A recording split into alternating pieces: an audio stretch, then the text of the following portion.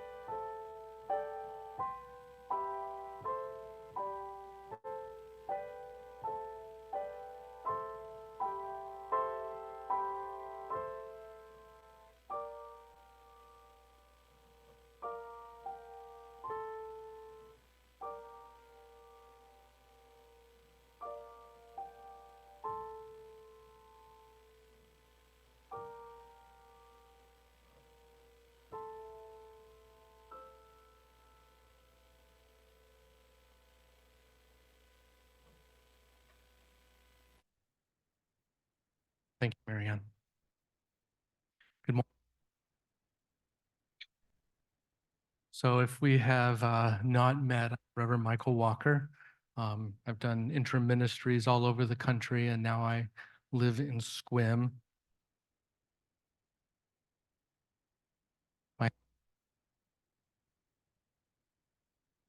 Are we okay? Hey, I go to church with Reverend Linda Hart, who I'm sure many of you will remember. And I preached here a month or so ago, and I'm gonna turn this off. Go to the pulpit, Mike. Okay, the headset wasn't working. Sorry about that. So every week in our UU churches, we light a chalice. Not because we must, but because we may. We light our chalice not because we have the truth, but because we each come bearing and seeking many truths. We light this chalice in connection across culture and distance, class and language. We light our chalice that our religion may be a beacon of light and hope and justice. We light our chalice to kindle our hearts and minds.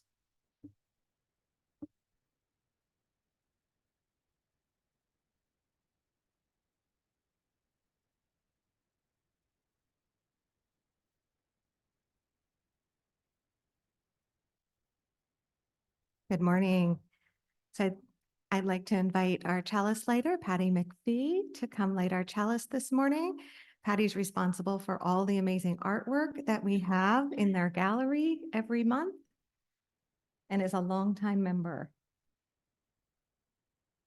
She also sometimes serves as our song leader on our worship committee, a Jill of all trades.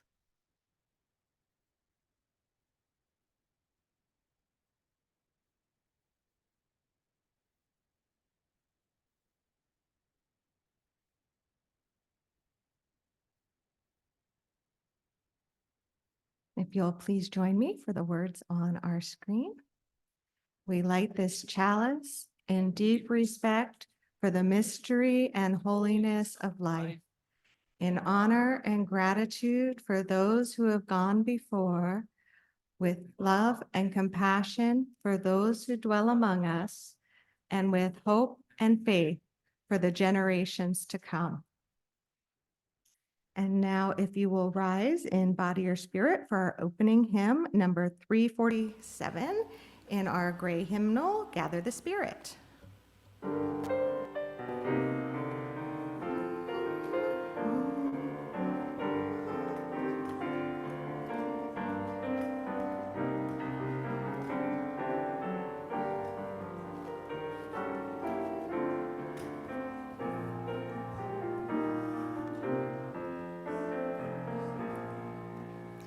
Gather the Spirit, harvest the power.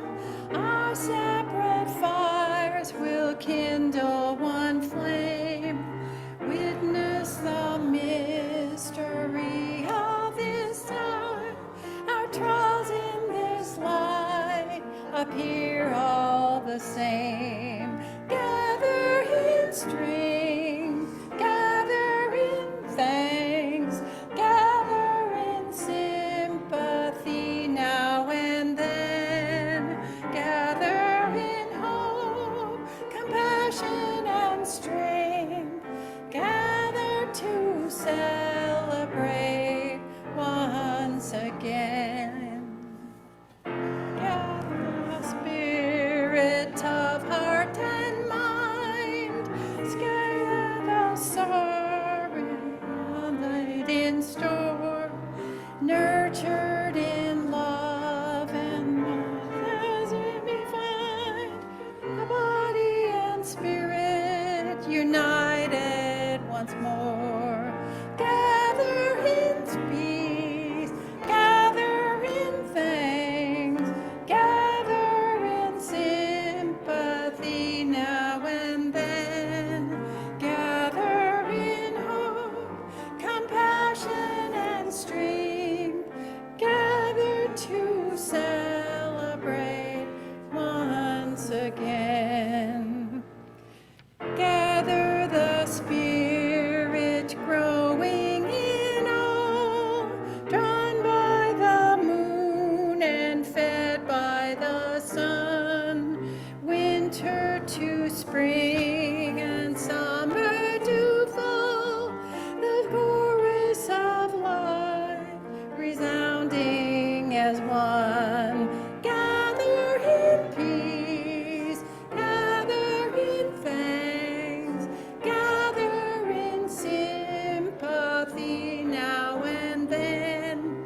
Gather in hope, compassion and strength. Gather to celebrate once again.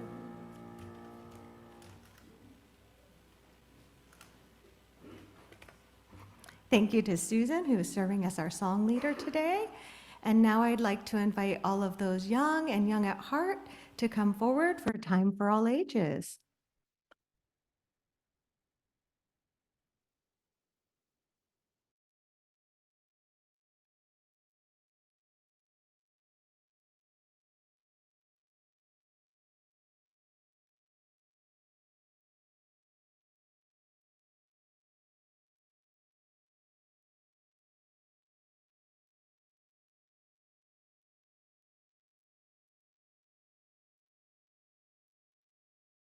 All right. Are we on? I'm not thinking I'm on. Am I on? My light screen. Oh, there we go. All right. Good morning, y'all. It's so wonderful to see so many of you up here. I have a story that I want to share. I'm hoping it's going to work. I usually hold the book with my left hand. I'm learning to adapt to all kinds of things, and I'm very hopeful, which is our theme for today, that I'm going to heal quickly and not need these crutches for too much longer. But this story is called A Flicker of Hope, and it's by Audrey Cook, and it's illustrated by Mackenzie Haley. And the pictures are going to show up on the back of the screen behind me. It looks like you could use a boost of hope. That's the end. That was the end. So the one who got the boost of hope was able to give a boost of hope. Yeah, he does. So do you know what my challenge is for you all? My challenge for you all is to go out and be those hope builders. So watch out for those folks who need a little boost of hope. And if you're the one who needs the boost of hope, make sure you're asking for it. And now if we could rise and sing our children downstairs. We hold you in our love as you go, as you go. May your heart be at peace.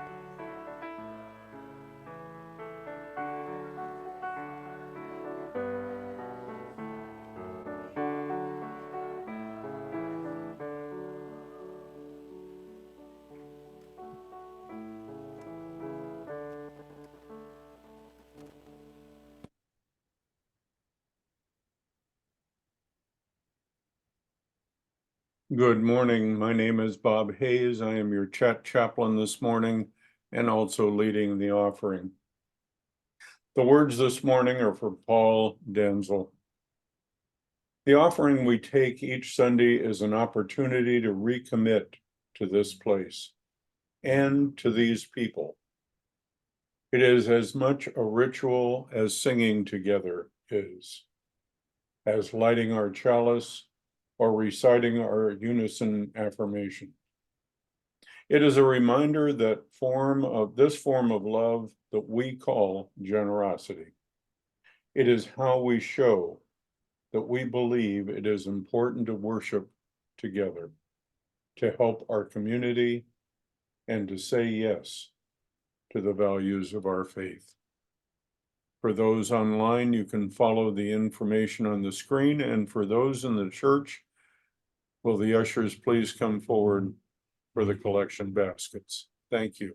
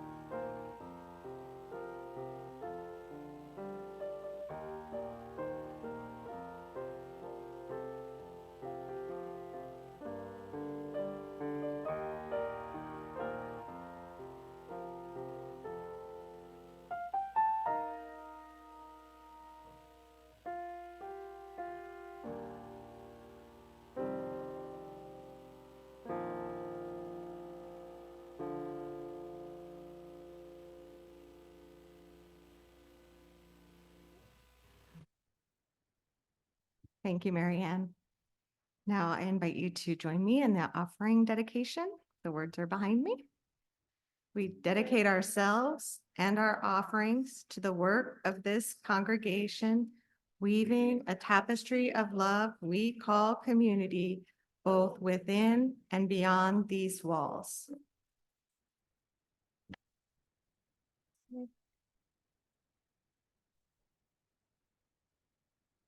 Ah, you know, with a little help from my friends. Bending is hard. And now I invite you to rise in body or spirit for our meditation hymn, number 391, Still Small Voice.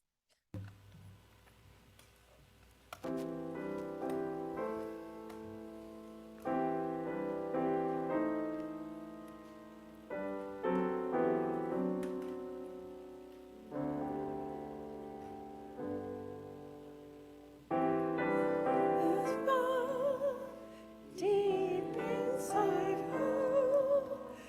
I hear you call, singing. In storm and rain, sorrow and pain, still will remain, singing. Calming my fears, quenching my tears, through all the years, singing.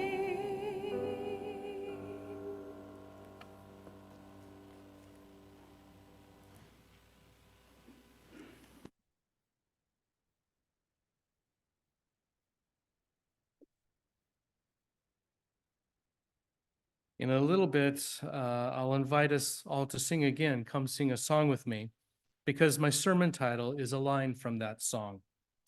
We'll sing about finding hope when hope is hard to find. As I look around at what is happening in the world, it really does seem like hope is hard to find. This is a difficult topic because pessimism based on our reality has overwhelmed any sense of optimism in my heart and mind.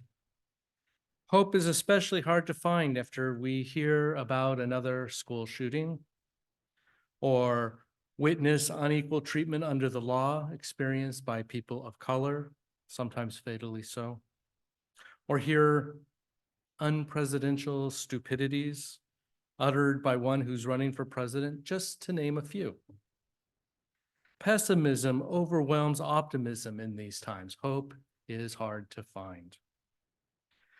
Having said this, perhaps it's helpful to separate two concepts so often conflated with one another, optimism and hope. Dr. David Henderson, affiliated with Parker Palmer Center for Courage and Renewal, wrote this after a past school shooting, this one in Newtown, Connecticut. And he wrote, "Optimism claims everything will be all right despite reality. Hope accepts reality, the poverty of spirit that underlies all fear, instigates all tragedies, bureaucracy, and institutional inertia.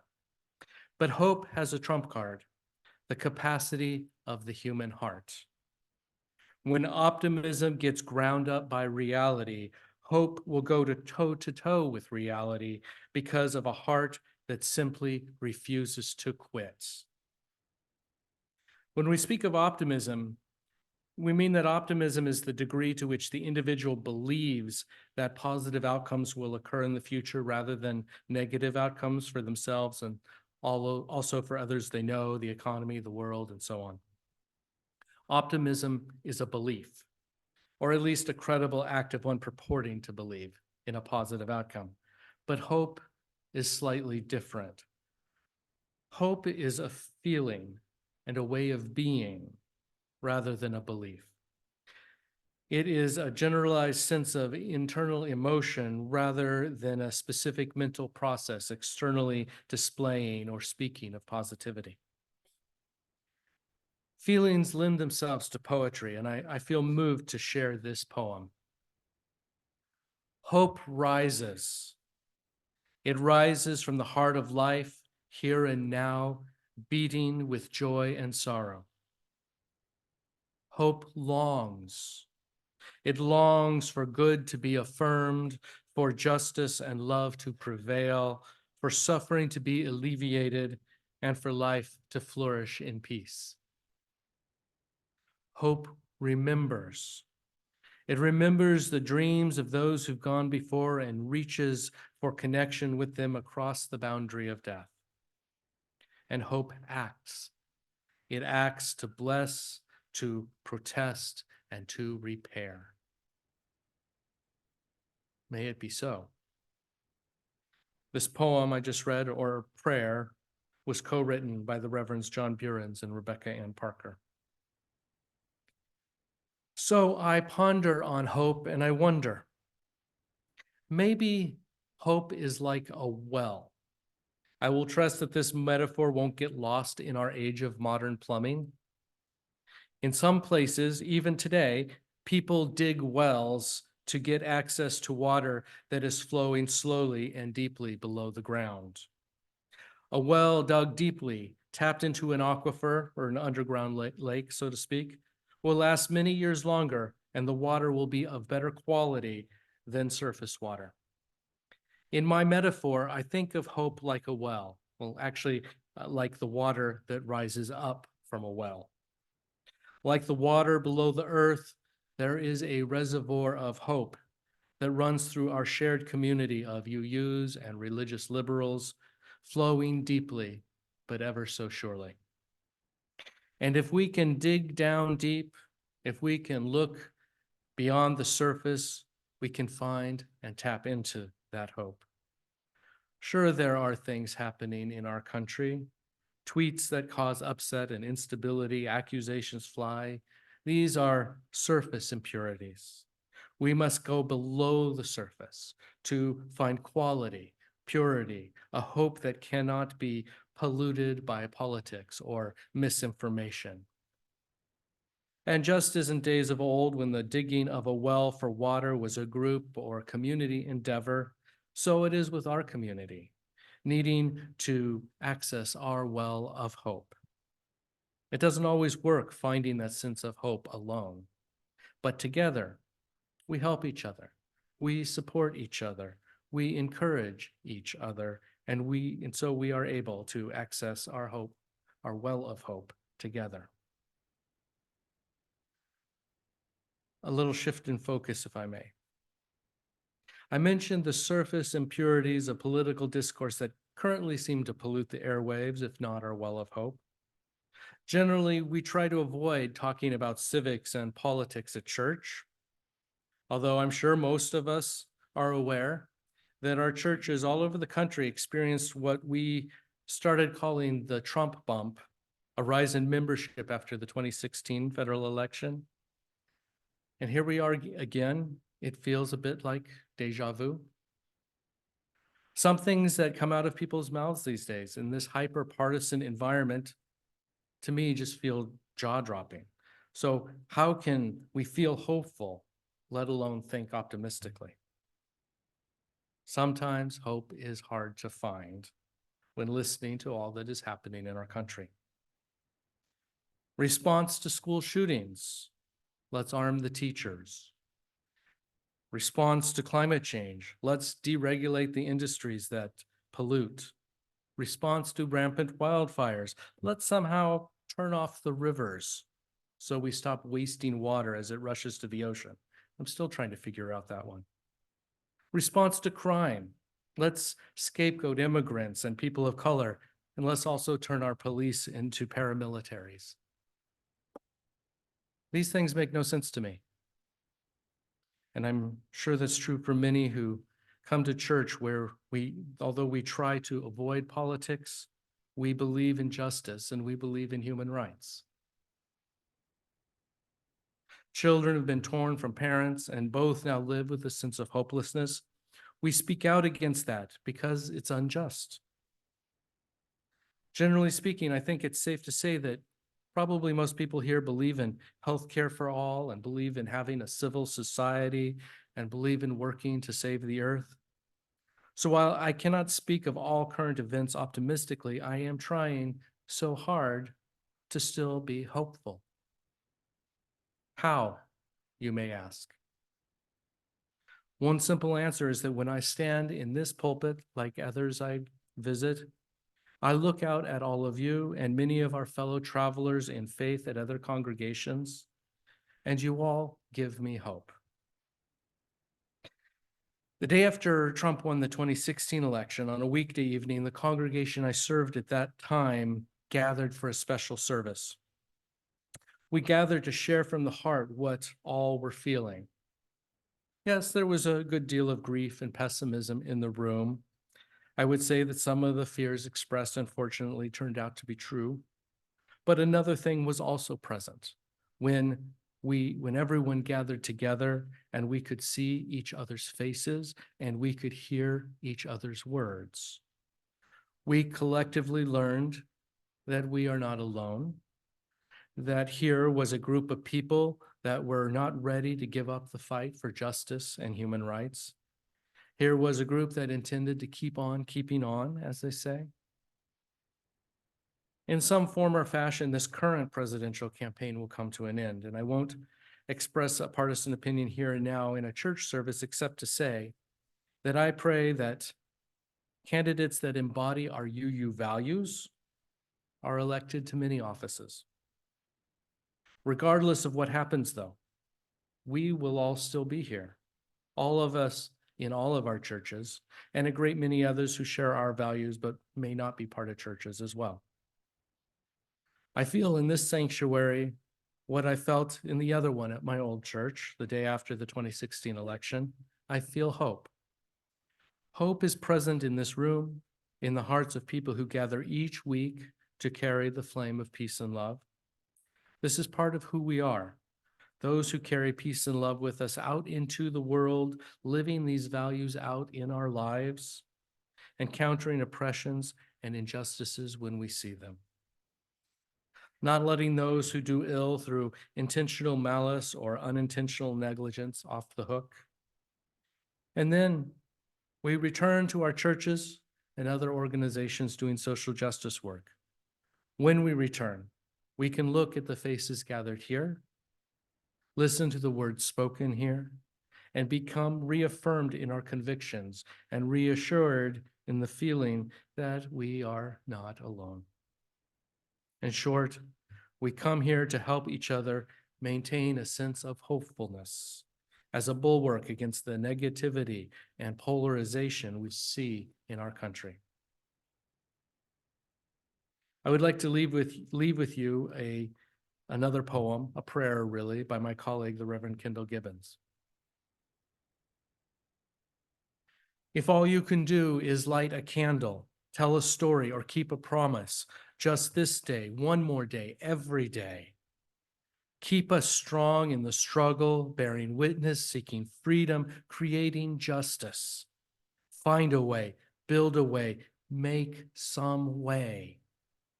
This we pray, humbly pray, urgently pray. Clouds of witnesses surround us, honored prophets, faithful workers, daring leaders. Speak the truth, heal the world, light the dawn. And we journey together in the struggle, make connection, find forgiveness, through the work, through the pain, moving on. We must build for the future peace and plenty, truth and justice, hope and freedom, not oppress, not destroy. Righteousness shines like a golden city, a mighty river, bringing hope, bringing peace, bringing forth joy. In the memory of sacrifice and enduring hope, liberation. In the dignity of worth of every soul, our salvation. In the power of love and the human spirit, transformation. We can change the world. May it ever be so, and blessed be you all.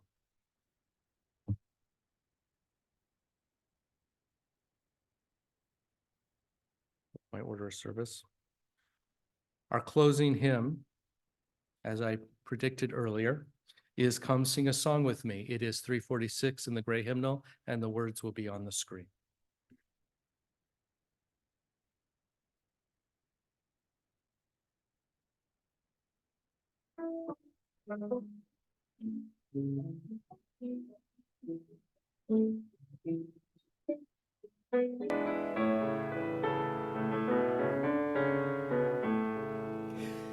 Come sing a song with me. Come sing a song with me. Come sing a song with me that I might know you're mine. And I'll bring you hope when hope is hard to find. And I'll bring a song of love and a rose in the winter time. Come dream a dream with me. Come dream a dream with me. Come dream a dream with me that I might know your mind. And I'll bring you hope when hope is hard to find. And I'll bring a song of love and a rose in the winter time. Come walk in rain with me. Come walk in rain with me. Come walk in rain with me that I might know your mind. And I'll bring you hope when hope is hard to find. And I'll bring a song of love and a rose in the winter time. Come share a rose with me. Come share a rose with me.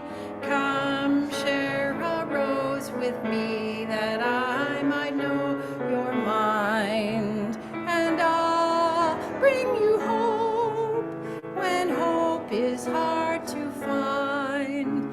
And I'll bring a song of love and a rose in the winter time.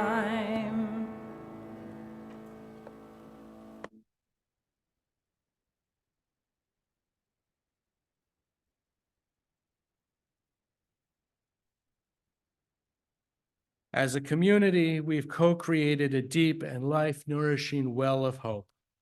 May we always let the richness of these waters, this well of hope, nourish others too.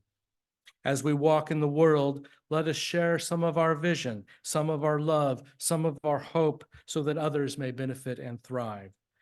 This is our mission, to draw from our well of hope to nourish others out there, and then return here to be replenished ourselves. May we do so with love and care. Blessed be.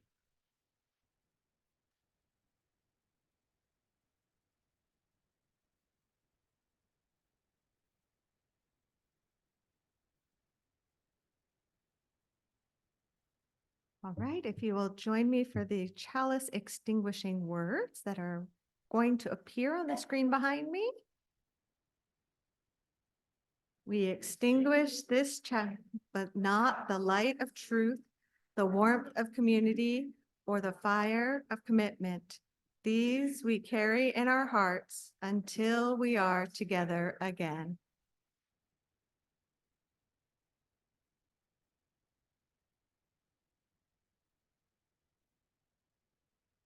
And now if you will rise in body or spirit for the closing blessing song.